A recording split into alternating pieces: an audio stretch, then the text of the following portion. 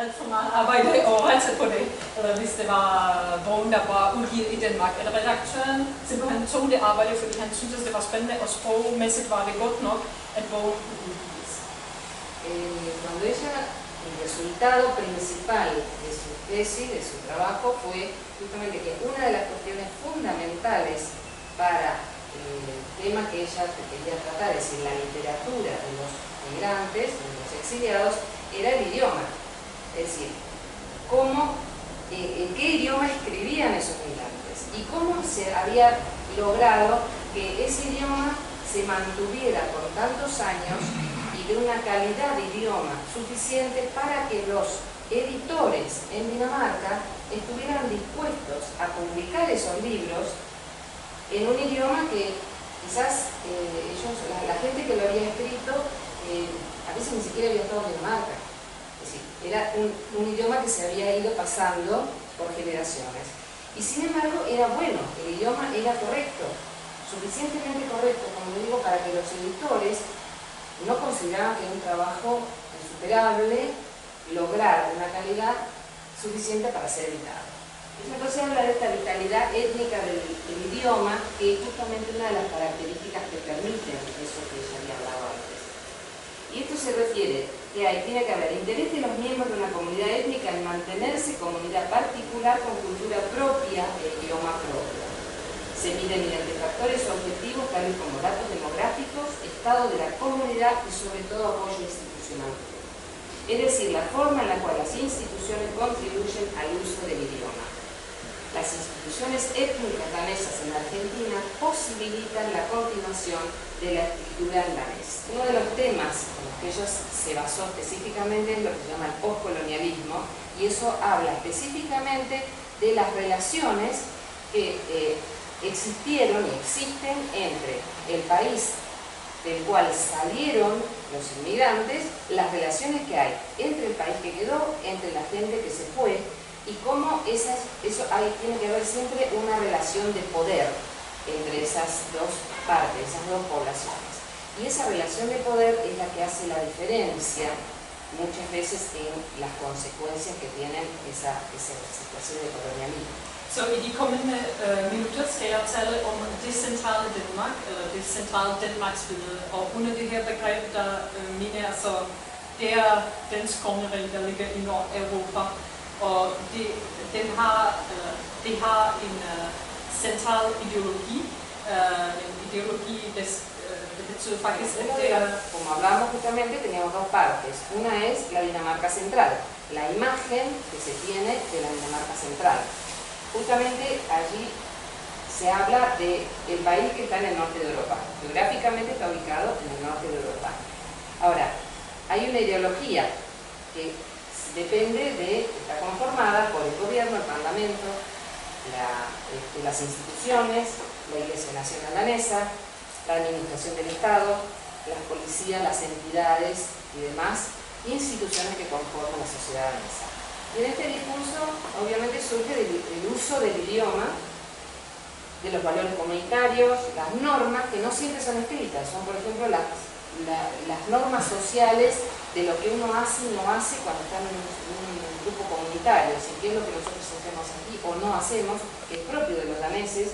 También la narrativa histórica común, la historia, la ideología, las representaciones culturales tales como literatura, artes plásticas, todo eso, y el análisis dentro del área danesa.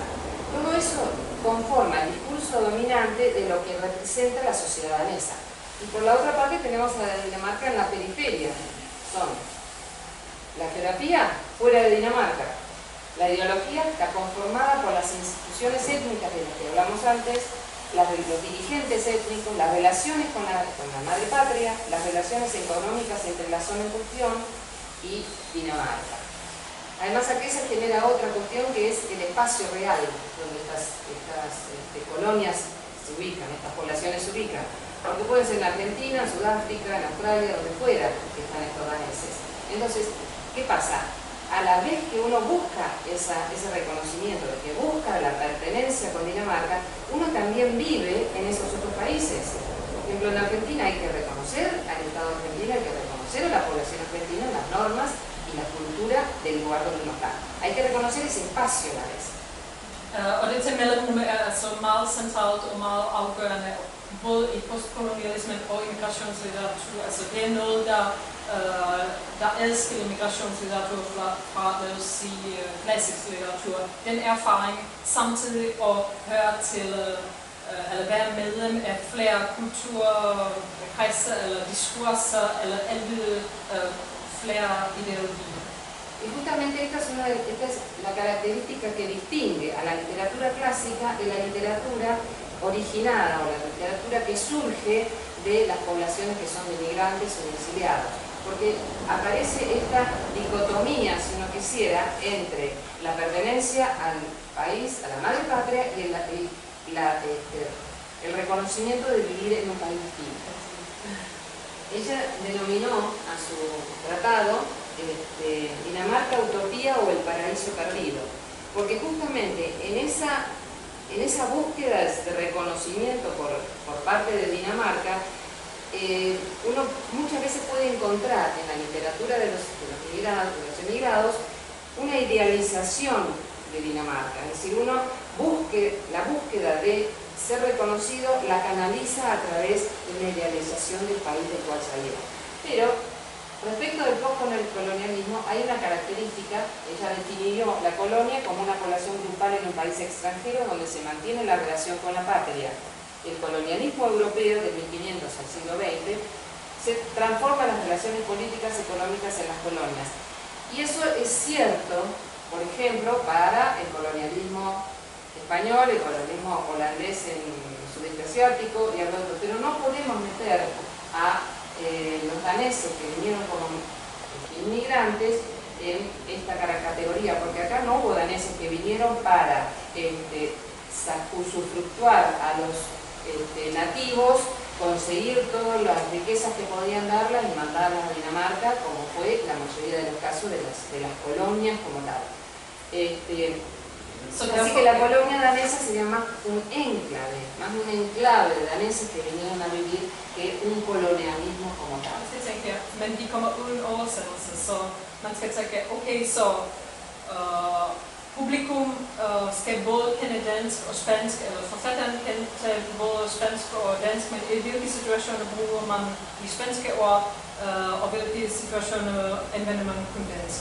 Og det er for eksempel et meget enkelt eksempel på, at litteraturen er en kontaktzone af forskellige kulturkoder og kulturdiskurser.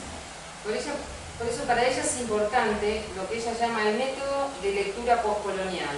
Ella considera que la literatura constituye una zona de contacto donde se juntan distintos discursos y códigos de cultura, con cierta jerarquía. Utilizan ciertos términos en el idioma del lugar donde viven. Así, por ejemplo, todos los autores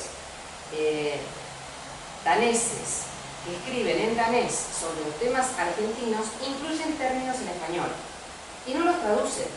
Es decir, que quien lo escribe y quien lo lee necesita saber ambos idiomas, porque esos términos están arraigados en el lenguaje de esta gente, es decir, ya es parte de una jerarquización del idioma. Pero su división básica es por etapa o por fecha, no la fecha en que fue escrito, sino la fecha en la que transcurren las cosas que se describen. Entonces, uno es de 1860 a 1870, la segunda es de 1870 a 1930 y la tercera es de 1930 hasta la actualidad. De la primera época es obligatorio hablar de Juan Fuch, indudable. Ahora, ella estudió, o leyó, analizó muchísimos más libros de los que ella presenta acá.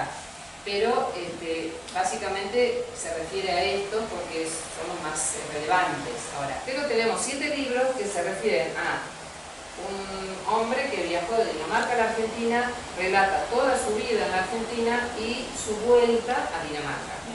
Full har masse planer og masse idéer, men han fik dem bare aldrig realiseret, fordi samfundet kigger ned på ham, og han får aldrig chance, så han begynder at drømme om at tage til Amerika og opfylde sine drømme der. Og lo interesante, por ejemplo, en este libro, de Nielsen Chávez, que es de lo que él habla, es que en Fuhl se despierta esa necesidad de salir de Dinamarca, porque justamente él se siente limitado. Dinamarca, en la sociedad danesa en ese momento era muy restringida, muy pobre, muy simple. Entonces, él tenía muchas ideas, muchos intereses, quería hacer muchas cosas y en Dinamarca no podía, no lo dejaban. Entonces él llegó a soñar con esa posibilidad de irse a América para poder poner en práctica todas esas ideas que en Dinamarca de alguna manera le era restringida. Hay muchos antecedentes de Fuhl que lo llevan a esto. Por ejemplo, su papá era un hombre que era un jugador, borracho, que se dedicaba si no era un buen padre, no era un buen marido. Y el abuelo de él murió por alguna enfermedad venérea no determinada, así que tampoco es lo que se dice el esposo ideal de nadie. Esos eran los antecedentes de nuestro Hans Fuhl. Men altså, de er danskere, og Danmark er fyldt med sådan nogle mennesker, der er fjern, altså langt væk fra ideelle mennesker. Pero ellos eran los daneses y estaban muy lejos de ser lo que nosotros denominaríamos las personas ideales. Men der sker en stor omvendelse, så snart som Fuhl kommer til Argentina, og der sker et par ting, som jeg nu skal forklare nærmere. Pero ocurre una transformación muy grande en cuanto Fuhl llega a la Argentina. Descubre que el hecho de ser danés, con el bagaje que él traía por su cabeza, por su pensamiento, por su inteligencia, por lo que había aprendido, por las herramientas y por la cultura que traía, hizo que él pudo transformar su situación, su vida en la Argentina para llegar a ser muy exitoso. Y eso era en parte debido a que era danés. Så vi kan observere at der kommer ekstra nye betydningslag til ord dansk. Og de kommer med en forsinkelse.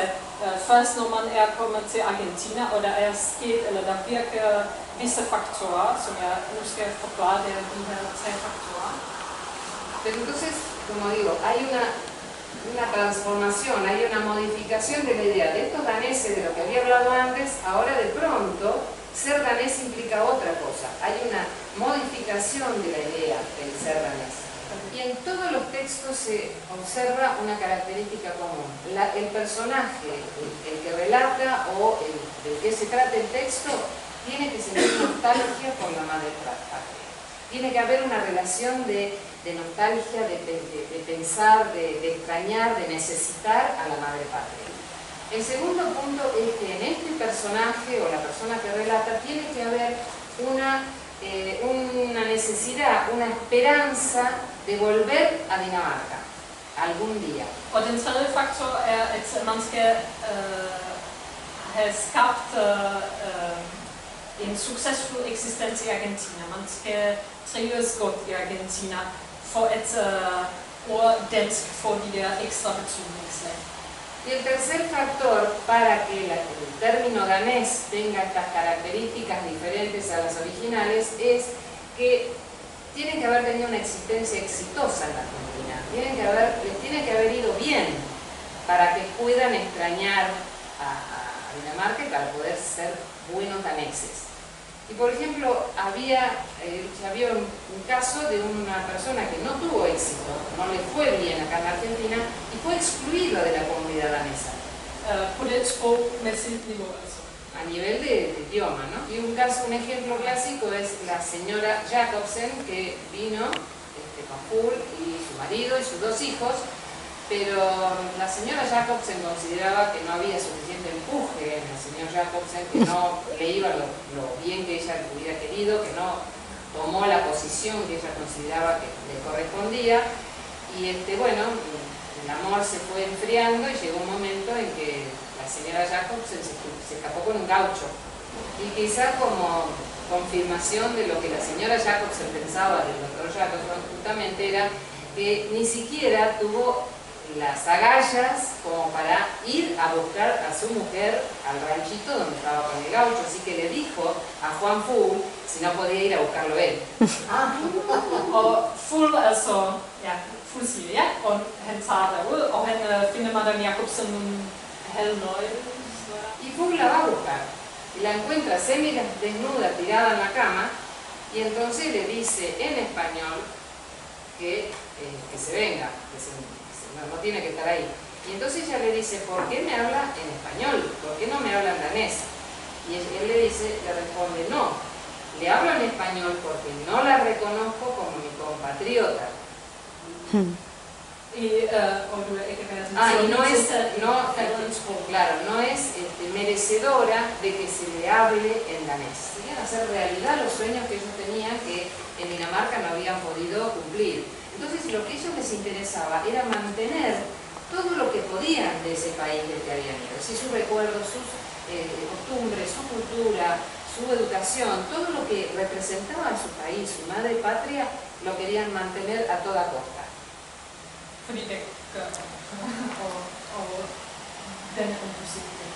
Porque justamente es muy difícil, duele modificar su identidad. Ellos querían mantener su identidad original a toda costa. Og den sidste ting, som vi kan observere i de her tekster, er netop den der opposition, den der modsættelse af civilisation versus barbari. Vi kan se, at helt klart er et menneske, der bringer civilisation til Pampa. Han er den første, der starter at dyrke hvide. Cuando hablamos esto de civilización y barbarie, se puede decir que Full de alguna manera trae, es decir, esa parte de civilización, civiliza parte de la Argentina. Es decir, él es el primero que cultiva trigo en Tandil, es que establece una escuela para mujeres, para niñas, tiene el molino en Tandil. Entonces, de alguna manera, hace lo necesario para que la Argentina, de alguna manera, deje de ser bárbara y adquiera esa civilización. Respecto al segundo periodo, de 1870 a 1930, era tanta la bibliografía que ella tenía que tuvo que analizarla con mucho cuidado. En general los dividió en los que permanecieron en la Argentina y los que volvieron a Dinamarca.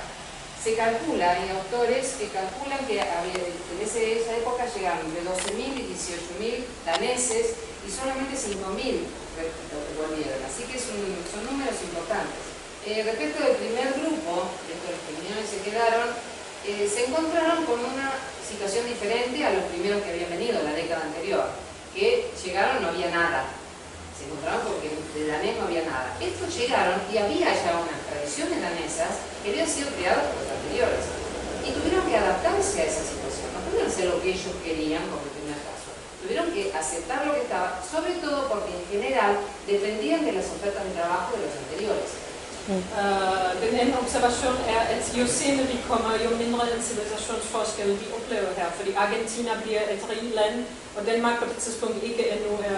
La otra característica es que no hay tantas diferencias de culturas y de civilización ya, porque en ese momento Dinamarca todavía estaba asentada como era al principio, y Argentina era un país muy rico, entonces había una distribución de riquezas importante, entonces no venían a civilizar. Se encontraban con que eran una sociedad poderosa, una sociedad rica. Otra característica es que en Dinamarca había aparecido, mientras tanto, un señor que se llama N.F.S. Conti, que era muy modernista, era un reformador muy importante en todo lo que era la filosofía, tanto de la escuela como de la religión, el sistema cooperativo, entre otras cosas. Entonces, esta gente que venía con esas ideas, traía todos esos conceptos que habían revolucionado de alguna manera a la sociedad danesa. Y eso era, en su momento, Full lo había conocido Conti, pero nunca se sintió demasiado atraído por las ideas. Pero justamente es un periodo que ocupa muchas más décadas, ¿no? Estamos de 1870 a 1930. Entonces hay una evolución importante en Dinamarca. La pequeña Dinamarca original, retrasada, simple, se transforma de a poco en otro tipo de sociedad. Entonces, esa gente que viene es otro tipo de gente y vuelve, es decir, le resulta muy importante mantener sus recuerdos de lo que ellos encontraron, sus ideas, todos sus conceptos de la Dinamarca que ellos conocieron.